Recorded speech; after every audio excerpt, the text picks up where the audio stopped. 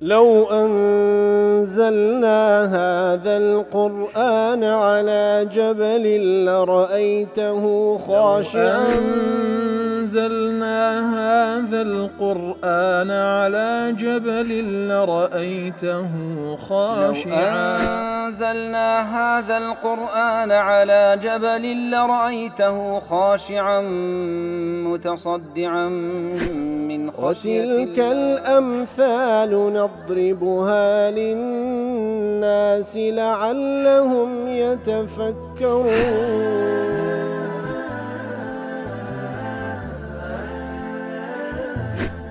الحمد لله والصلاة والسلام على رسول الله وعلى آله وصحبه ومن والاه. السلام عليكم ورحمة الله. برزان خوشحان لواني حفصة بستو سي لواني كان تفسير القرآن بيروز بهم وخزمتان بمبست رزامندي رب العالمين وهي دارم ايوي آزيزيش سودي لور بقرن. أعوذ بالله من الشيطان الرجيم. بسم الله الرحمن الرحيم. يا بني آدم لا يفتننكم الشيطان كما أخرج أبويكم من الجنة ينزع عنهما لباسهما ليريهما سوآتهما إنه يراكم هو وقبيله من حيث لا ترونهم إنا جعلنا الشياطين أولياء للذين لا يؤمنون. بارك خوشویستان كل دواني رابرج لخزمة دوات بيروزة داوين رب العالمين آقادار ما دكات أينوي آدم شيطان هلتان نخلتيني هر وكو دايكو بابتاني هل خلتان لنتيزة دا لبهج بدرياني هنا كاري چواي كرد كوا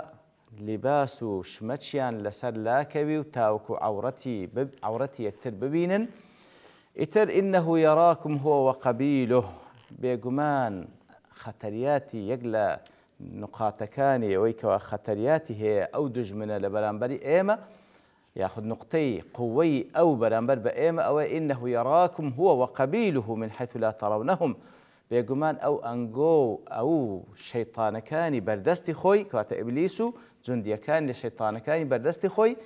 أنجو دبينن لكاتك ذاك أنجو أوان نابينن وكباس ماك لوان رابردو كواتا أقل سر شكل خوان بي بلا إما أوان نابينن بلام دتوانن بين سر شكل دي كإتر إنسان دبي حذر لدجمنك بكاكا أو ديبيني بلام أو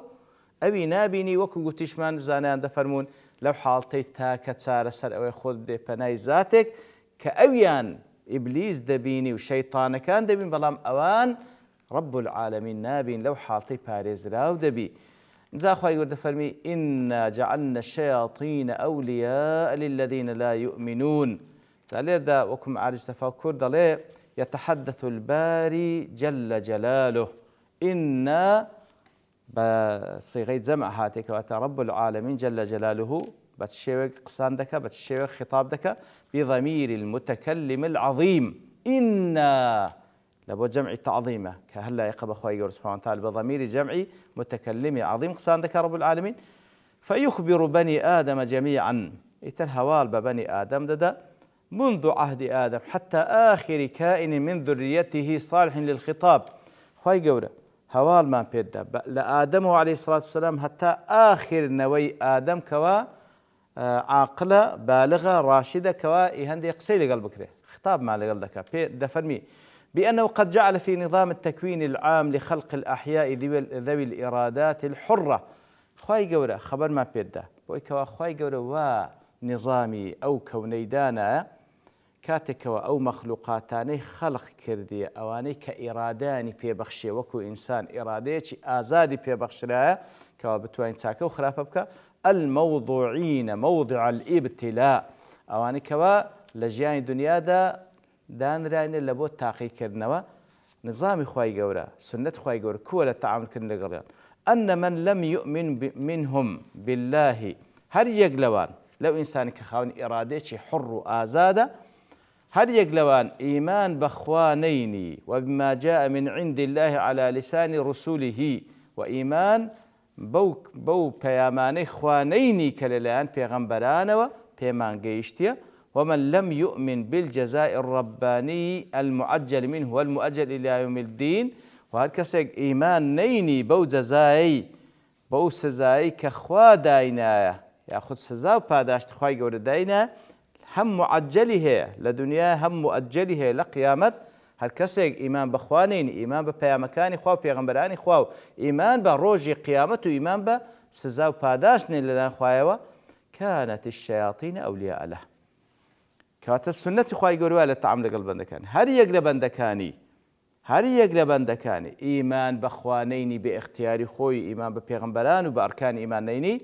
سنەتی خوای گەورە وایە تەسلیمی دەستی شەیطانەکان دەبی ئەو کەسە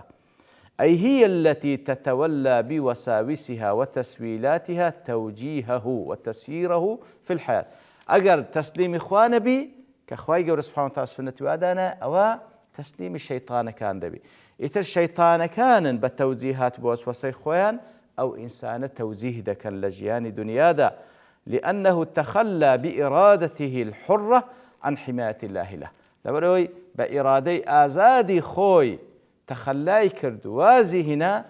لخودا پناخ خو پنادان خوای گەورە سبحانه وتعالى ئیتر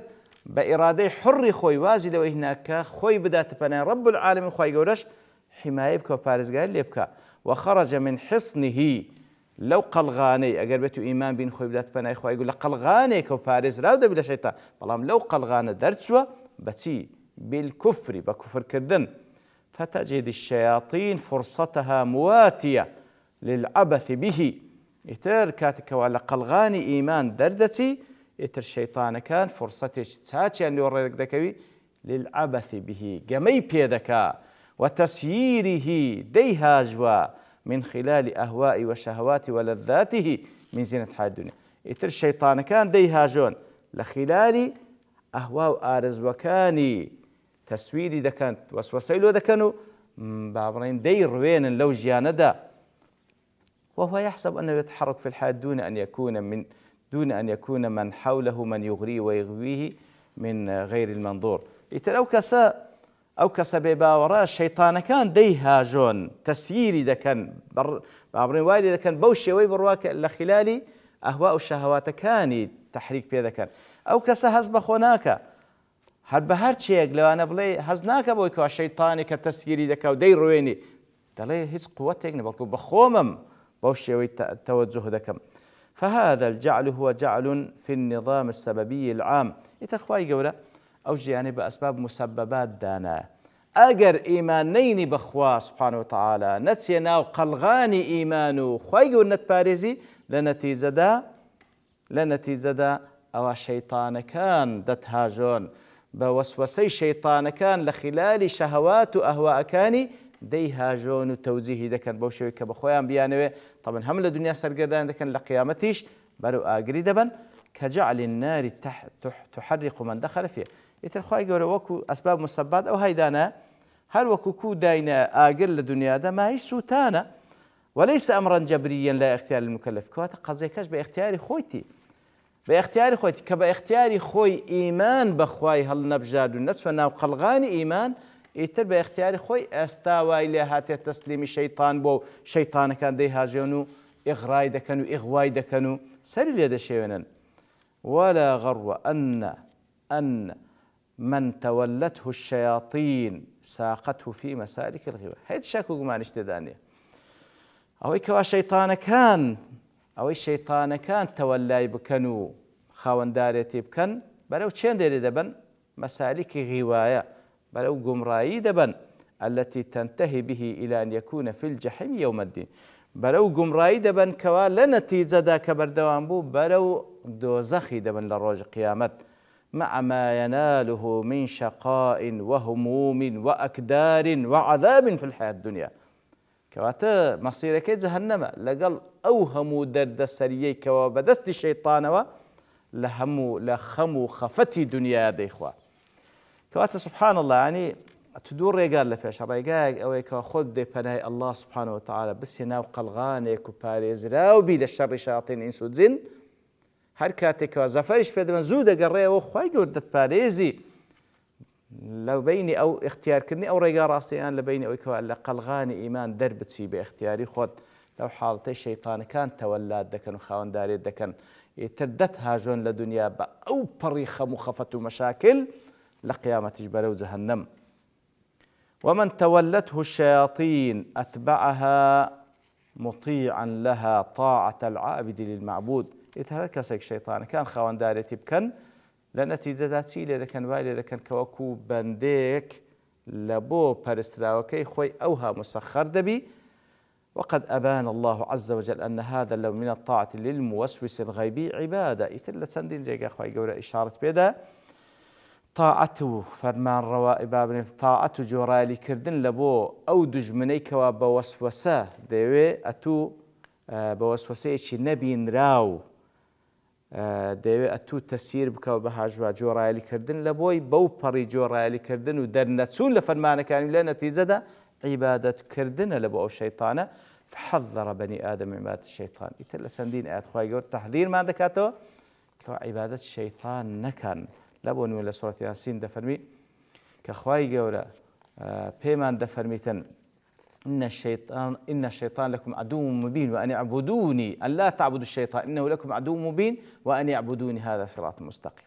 خواهي يقول آقادار ما عندك أنا خواهي يقول آقادار ما عندكات وألم أعهد إليكم يا بني آدم أبيمرا نجاد لرجاء بيغمبران أن لا تعبدوا الشيطان. عبادة الشيطان ما كان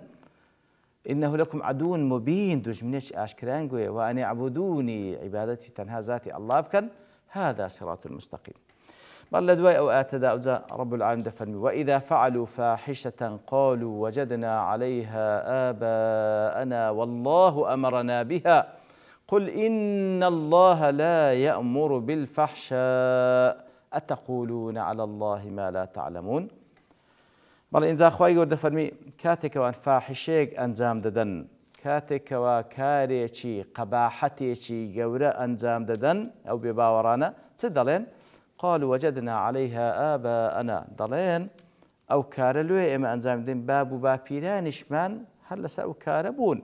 والله أمرنا بها إيتر الله فرماني في كردين أو كاربكين قل إن الله لا يأمر بالفحشاء بيان بلي الله سبحانه وتعالى بهيج شويك بيقمان فرمان بفحشاء وبكار خلافناك أتقولون على الله ما لا تعلمون شتانيك ضلين لسر الله كالله سبحانه وتعالى كاشتانك لسر الله كبعلم وقصر لسر خوادكن ولا خوش يستن. وإذا فعلوا فاحشة أي ما تناهى قبحه من الذنوب كاتك فاحشيك دكن فاحشة أو جناهيك وزور قبيح ناشرينه وكو كالشرك شريك بالرياردان لهم فاحشيك قولتنا وكشف العورة في الطواف لازمني أناش وكو دين باس دكن عورة بدر خستن لكات الطواف وكو زاهي لكات بيان ذكر أنواع فاحشة أولا قاسمي وادل لا معرفة تفكر دل وإذا فعلوا فاحشة دل أهل اللغة دلين الفاحشة القبيح من القول والفعل كات فاحشة دلين هرشتي بيزراوبي لقسو لكردوة وكل خصلة قبيحة هر كردويش قبيح وكل شيء جاوز قدره فهو فاحش وكل شيء جاوز قدره وحده فهو فاحش هرشتك لسنوري خوي درتسو أو فاحشة كواتا هموشتك لسنوري خوي درتسو قباحته شي قورب لقول لفعل بهذه فاحشة. وقد نظرت في الاستعمالات القرآن لهذه المادة يتمشام كر أو زاراوي لبكار هناني لقرآن بيروس فوجدت بينيمو أنها تدور حول المحرمات الكبائر المتعلقة بشهوات الفروج. طلبينيمو زياتر القرآن بيروز كلفظ فاحشة هاتية زياتر لبو أو جناه تاوانا قيزونا نبكار هاتية كوا بفرج إنسان أنزامي ددا وكو زنا وكو عمل قوم لوط يترهاو شيوي أو بدر خستني عورت أو أنا هموي أو فاحشانية كوا زياتر بفرج إنسان بدياري ياخذ أنزامي ددا. بلى وإذا فعلوا فاحشة قالوا وجدنا عليها آباءنا والله أمرنا بها كوات أي إذا أو لا قاسمي دل أي إذا فعلوها يعتذروا بأن آباءهم كانوا يفعلونها. تركاتك وفاحشيك وقباحتك قبل أنزام دن عذر بسدي النوى دلين آخر باب بابيرانيان ويان ذكر فاقتدوا بهم يتلوان اقتداء بباب بابيرانيان كذا وبأن الله أمرهم بأن يفعلوها وهلها الله فەرمانی کردێکەوە ئەو کارە بکەن لەسەر چه ئەساسی الله فەرمانی پێکرد حيث أقرنا عليها خوای گەورە إقراری پێکردێ کاتێک ئەمە ئەنجامی دەین إذ لو كرهها لنقلنا عنها ئەگەر پێی ناخۆش بە ئێمەی لا دەدا سبحان الله ئەو تەسەوڕە غەڵەتەی دەڵێن ئەو فاحشەی کە دەیکەین باپیرانمان کردیتی ئێمەش اقتدا بەوان دەکەین و خوش فەرمانی پێکردێ لۆ خوا فەرمانی ئەگەر خوا فەرمانی پێ نەکرد بە کاتێک ئێمە ئەنجامی دەین مەنعی دەکردین ئیتر تەماشای چ جەهلێکە بەرامبەر بە خوا سبحانه وتعالى خوای گەورە توانێ بۆ ئینسانەدایەکەوە کاری چاچی بکە کاری خراپیش بکە ئیجبارت ناکە بەڵام لەسەر زمانی پێغەمبەرانی عەلەیهیمو سەڵاتو وەسەلام ڕێگەی ڕاستی نیشاندایی بە عەقل و فیترەتیشت چاکە و خراپە لێک جیا دەکەیتەوە کەواتە ئێرە دارولئیبتلا ئەگەر هەر کەسێک خراپە بکە خوای گەورە مەنعی بکە کەوە ئیبتلا و تاقیکردنەوەکە لە چی دەمینێ کەواتە بەڕاستی ئەو پەڕی جەهلە بەرامبەر بە خوا سبحانه وتعالى شهاب دەڵێ کاتێک دەڵێ والله أمرنا بها مضاف مقدر أي أمر آباءنا کەواتە دەڵێن ئێمە چاو لە باب باپیرانمان دەکەین و الله فەرمانی پێ باب باپیرانمان کرد بوو کەوا بکەن لێ ئێمەش وا دەکەین طبعا هەردوو عوزریان کە دەین وهما باطلان هەردووشی باطلە لأن أحدهما تقليد للجهال كاتێکەوە دەڵێن ئێمە چاو لە باب باپیران نەکەوە تەقلید و چاوی لێکردن کەسانشی جاهلە والتقليد ليس بطريق للعلم التقليد كرنيش بأي شويك ريقايق نية لبو علمي راس تقينا والثاني افتراء على ذي الجلال كاتب الله أمرنا بها وأصلا افتراء لسرخوا ديكن سبحانه وتعالى ترخواي قولوا والله من ذات قل إن الله لا يأمر بالفحشاء بل خوش وستان ديار أخواي قولوا سبحانه وتعالى والله من ذاته ومفسرينيش تفسيري أو بشاءات كان زور برك فيش والله لبرتوا بن كاد دوستين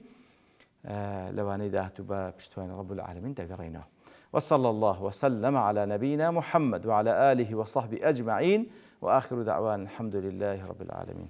لو أنزلنا هذا القرآن على جبل لرأيته خاشعا